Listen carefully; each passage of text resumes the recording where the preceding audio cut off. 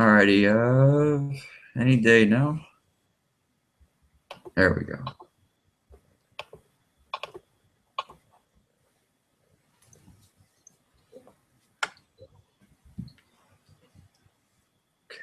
Does it say we're live yet? Because it doesn't say it on mine. Yeah, it says it's live on the top there. Alrighty, it just hasn't updated on mine, so that's awesome. Oh well. Okay, ladies and gentlemen, welcome to Chaser the Chaser. Today is the first episode of hopefully a long-run series that I'm gonna have. The whole goal for this show is for us to do some of the chasers that are out there and let you get to know them. You know, you like their videos, you watch them, but you don't really know the person. So today is going to be that day to where we're going to start it. I chose a very special guest for us. His name is Skip Talbot.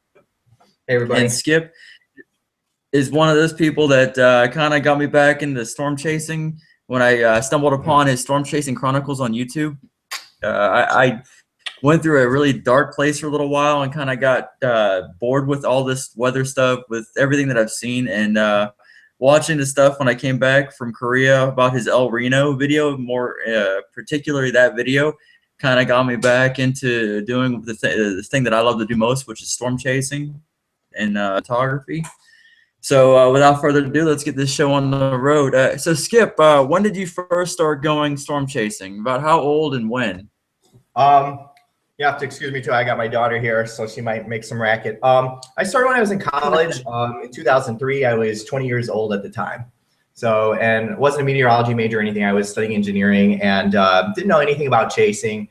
Just kind of blundered out there on my own, kind of trial and error, stumbling along there. So yeah, about 12 years ago. Okay, all right, that's fair. That's fair. Now, what exactly drew you to the storm chasing? What was that thing that brought this new world to you? Was it the movie Twister? Was it a friend saying, "Hey, I saw this, we got to try it"? Or what brought you to being a storm chaser? What made you want to make that decision to go drive thousands of miles, hundreds of hours to go chase possibly nothing? Yeah, so I was always interested in tornadoes. When I was 7, the town of Plainfield, Illinois was destroyed by an F5, and I lived about 5 miles from the track at the time. So that put a deep interest in tornadoes in me at a young age. And so I was watching documentaries and interested in tornadoes, ever since I was a kid. I saw Twister when I was 13, and that kind of introduced me to the concept of storm chasing. It's just a movie, but it was such a fun thrill ride. It really got me interested in storm chasing. So after I saw that movie, I did a lot of reading up on the hobby myself. So, reading up on chaser logs and books and, like the Tim Vasquez Storm Chaser Handbook, and participating in online forums and chats and blogs and things like that. So it was a number of years just reading up on the subject until I felt kind of confident enough to try it myself. Okay, that's a very good explanation. Yeah, every chaser has their own way of getting into it. Me was because of my friends and my father and everything that kind of drew me to it. So I understand 100%. A lot of people don't realize that everybody thinks that storm chasers all chase for the same reason, when we really don't. We all have our own reason behind it. Our own passion for it. It's that thing. I mean, so is there one chaser in particular that you could say that was kind of your inspiration? I mean, for me, it was like Tim Samaras and all these guys. I saw Sean Casey's films before he was in Storm Chasers. So it's people like that, because I'm more drawn to the video and photography aspect of it. So is there any particular storm chasers or people that kind of drew you, as a kind of a mentorship type person, or somebody that you can say that, was kind of your inspiration with how you chase? Oh man, there's so many. I don't know if I could put it just on one chaser. Just so many. A Tim Marshall, or people like a Gene Moore, John Davies. I mean, there's just so many that I could rattle off. Roger Edwards, Rich Thompson, Dave Hoadley. Those were people that I was reading about in Storm Track. seeing their pictures and their videos.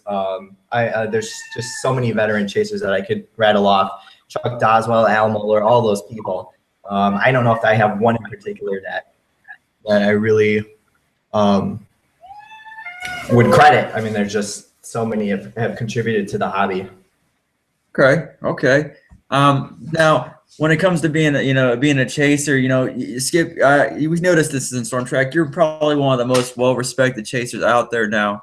When it comes to just how you handle dealing with people, the advice you give, heck, you give me advice all the time. I'm very grateful for that.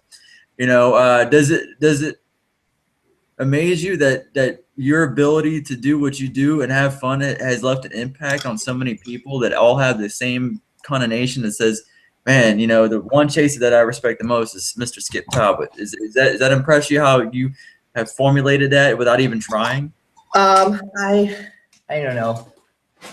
I think there are so many other chasers who are so deserving of respect and attention. I don't know if I don't know if I belong on the list yet, but maybe I'm just humble. But there's so many other people out there. I'm just another chaser out in the mix. Okay. For me, I agree with that. When it comes to me, there's a lot of chases that I look up to, and I've stated this many times. And I hope to have everybody on my little list to come on the show occasionally. For me, what draws me to a chaser or to a video program, because I go out there and I take my footage and I take my pictures, but I will still sit there and I will still go through other people's footage and pictures and stuff like that. Not because, I want to be like a super fan or, craziness like that, but I do it because I respect what they can do, because there's people that are always going to be a little bit better at areas than I am. And I hope to develop my skills at better, So for me to be able to communicate with the people that I see on the TV or I see on the YouTube, it's pretty inspirational, But for you, Skip, has there been a time to where you contemplated quitting chasing, just saying, all right, I'm done with this, I really don't find it fun no more? Has there been a time to where you questioned that? Because I've been there, and I know a lot of chasers have been there before. No, not to the point where I would quit altogether. There's times where I've been tired of chasing. Sometimes a trip drags out really too long and you're itching to get back home, or you want to get back to your family, or you've taken a series of bad busts, or you're sick. Nothing has really made me challenge giving up the hobby altogether. The only thing I could foresee doing that would be if there was some sort of tragedy or disaster. A lot of chasers are kind of deeply impacted by damage and injuries and fatalities if they come upon them. I just try to prepare myself mentally if that happens, because it can and does happen. But no, there hasn't been a point yet where I've seriously considered giving up chasing. I respect that. A lot of chasers get in it to see the Mother Nature's ultimate show, but they don't realize the aftermath that you can see. I've been lucky this year. I haven't had to come across that stuff. Most of the stuff that I've been seeing is because of flooding. So I know it's been a big issue with a lot of chases this year, is just the HP monsters that have been coming out. Now, for you, Skip, how did you get on board with shooting with the TIV and being in Doghouse? Because that to me is a ultimate thing, to be able to have Sean Casey's kind of seal of approval to be on his team, because he's very particular about who works on his team and how they help. Yeah, that's just networking with other chasers, people getting to know people. We met Sean a few years ago on a chase in Nebraska. We had met him briefly before that at other events, but we basically hung out after a chase, and it was chasers just networking, talking to each other, chasing with each other. It's a combination of things, and people are coming and going from Sean's team. For example, Marcus and Brandon are running their own tour now. So, it's just who is available to chase, who knows who, and who would be a good match. Just people recommending each other, type deal. Okay, that's fair. That is very, very fair. With me, with the teams that I see, most people are solo chasers. I give him credit for going out with a lot of people like he does. Heck, I find it tough with two vehicles. But so with that being said, what do you think has been the best storm that you've seen so far this year? Our best chase was May 9th in Colorado. We caught a low top supercell up by Eads, Colorado. It's a cold core event. And it was a tiny little storm, but it produced a series of tornadoes. We saw at least 4, maybe around 6. I'm not sure on the total number there. But our first tornado had a nice double rainbow in front of it. And then the next tornado was a nice big backlit cone.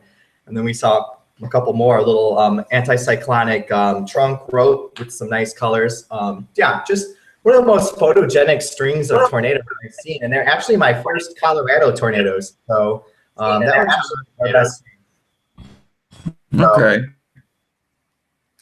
That was Give me 1 second, Skip. We're having technical difficulties. My computer decided to be C. sure.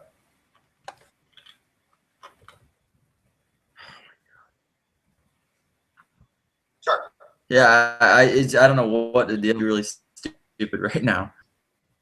There we go. It's loading. I don't know if you can see what's going on. I really don't have a view, so I'm just going to continue feeding you questions. Now, with when it comes, what did you notice the biggest difference from you chasing the chasing with the Tiv and Sean Casey, or does kind of match up pretty well? It's completely different, actually. There we go.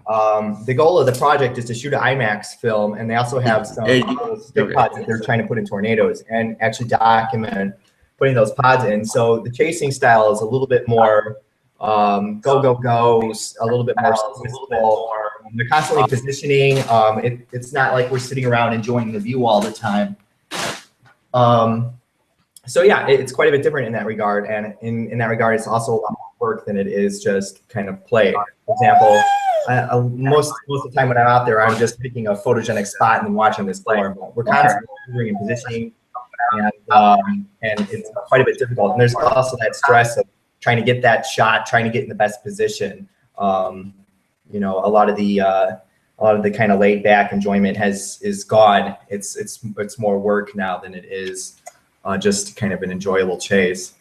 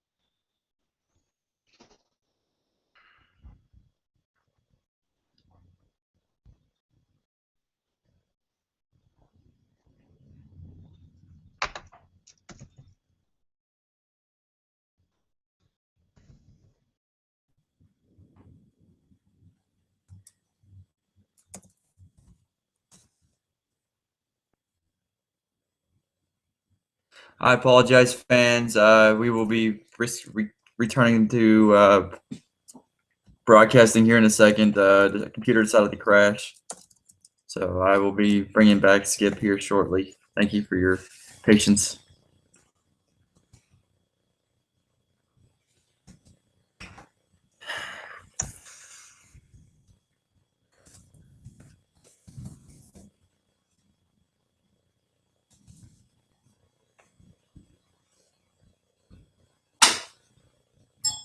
All right. While we wait for Mr. Skip Talbot to return, I'll use this time real fast to publicize about the Chaser app that I now, or not Chaser app, but a weather app that I now belong a part with, and that's the Oklahoma Storm Tracking app, which is free on all mobile devices from Android to Apple. So make sure you download it. It's free.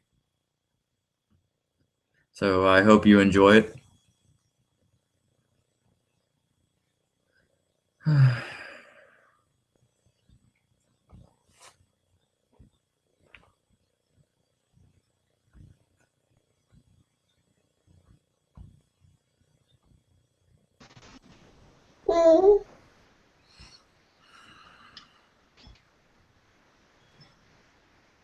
Hey, Skip.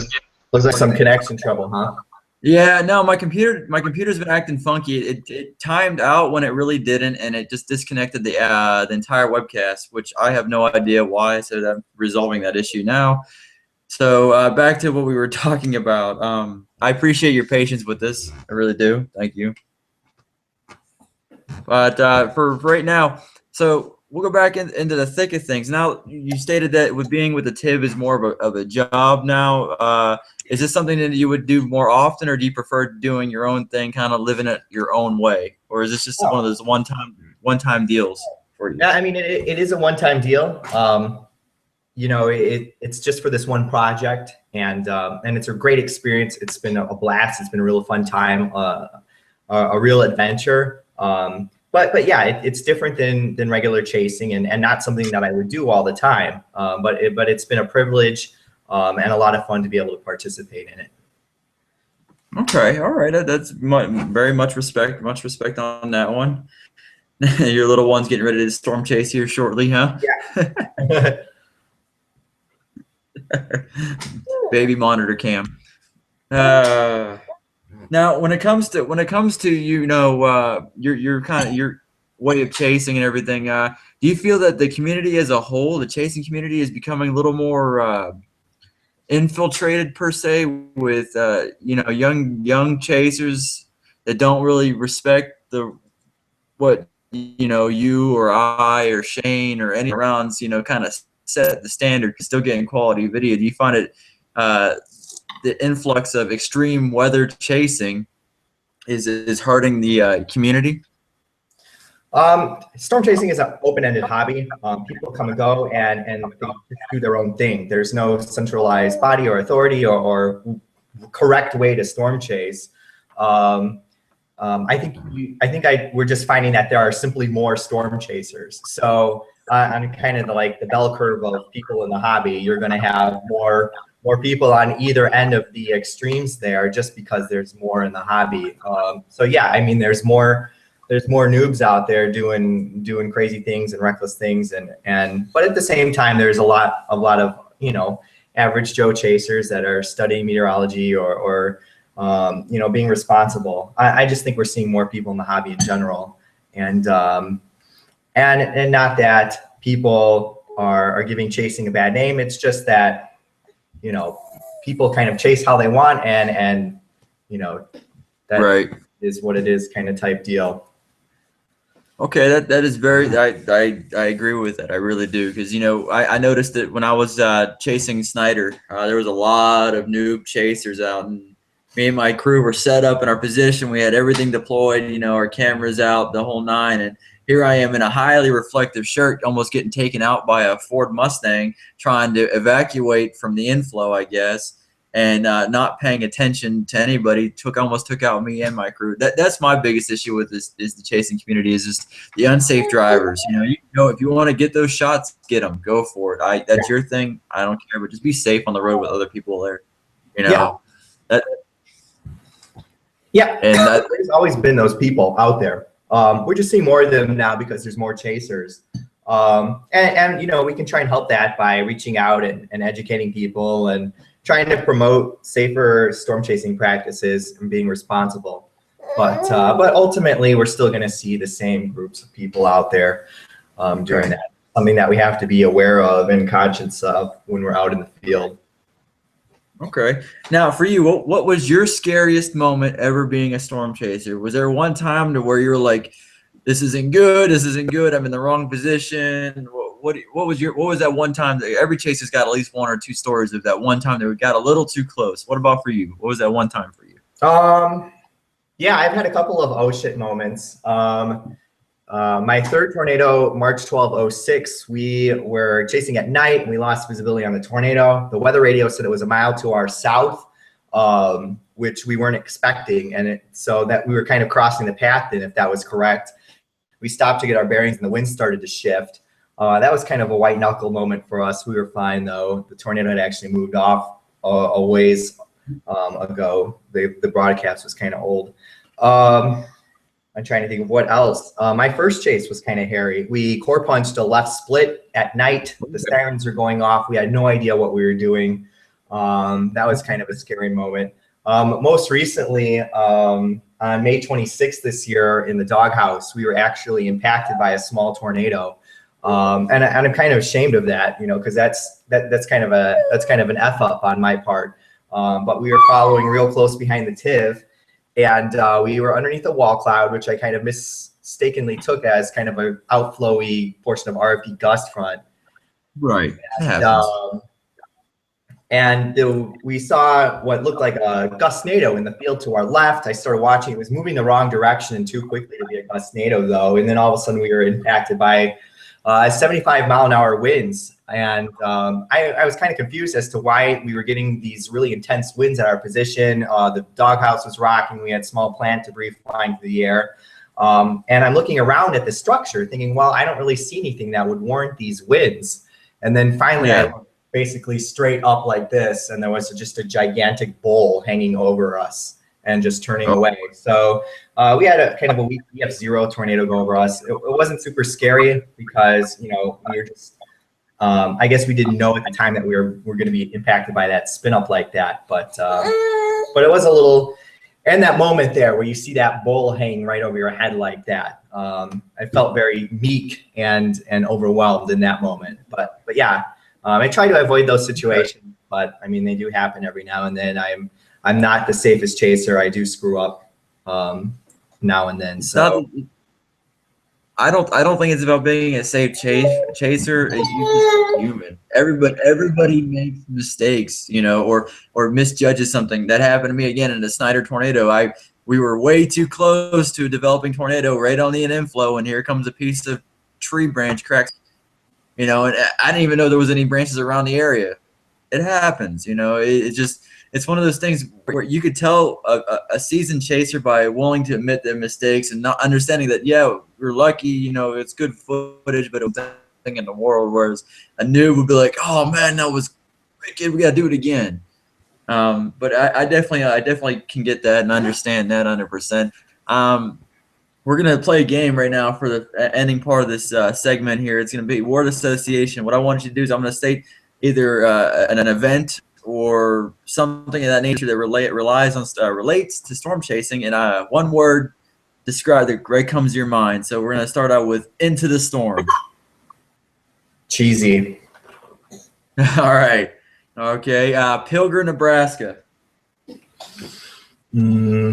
Epic. Epic. Okay. Okay. El Reno. Dangerous. Dangerous. Okay. Let's see here. Storm Track.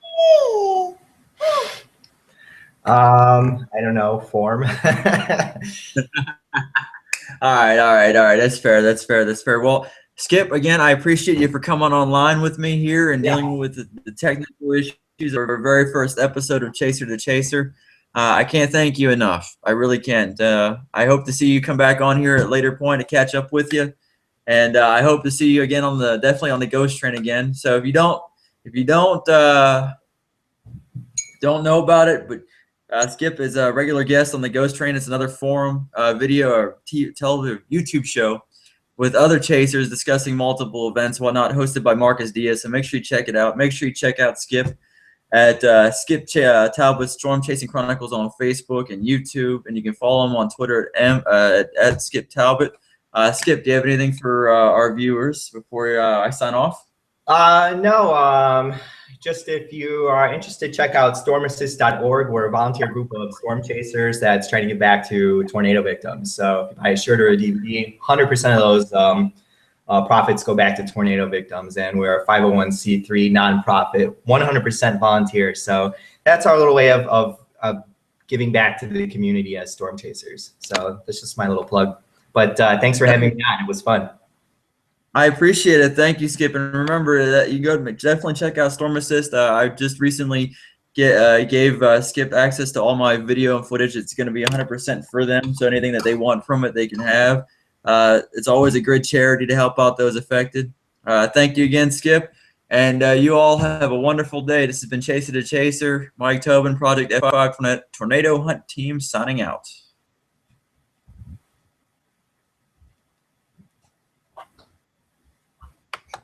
There we go. All right, Skip. I appreciate you for coming on and taking the time out, but you have your